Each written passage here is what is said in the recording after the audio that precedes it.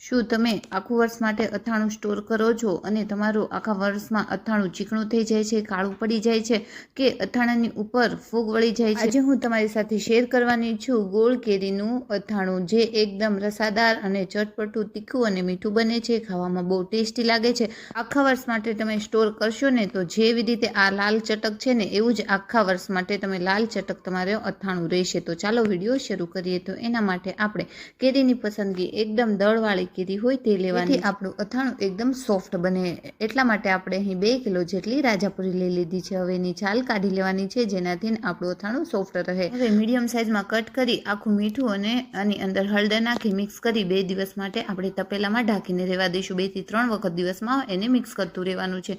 પછી એને આપણે રૂમ ટેમ્પરેચરમાં આ રીતે સૂકવી દેવાનું છે. 1 દિવસ માટે સૂકવશો એટલે આ રીતે તમે કાચરીને દબાવશો ને એટલે એની અંદરથી પાણી નહીં. ચાલો હવે આપણે એનો વેજ બનાવીએ. તો એના માટે આપણે 250 ગ્રામ જેટલા ધાણાના કુરિયા લઈ લઈશું. 100 ગ્રામ જેટલા રાઈના કુરિયા લઈ લેવાના છે અને 250 ગ્રામ જેટલું સિંગ તેલને આપણે ગરમ કરી આની અંદર નાખી દેવાનું છે.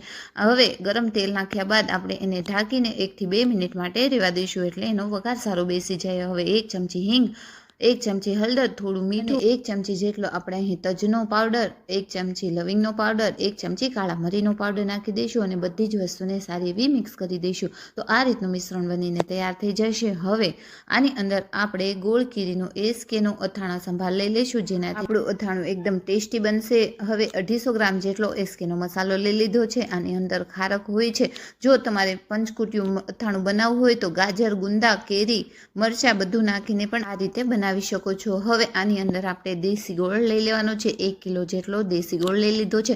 તમે અહીં 500 ગ્રામ ગોળ અને 500 ગ્રામ ખાંડનો પણ ઉપયોગ કરી શકો છો. હવે બધી જ વસ્તુને સારી એવી મિક્સ કરી દઈશું.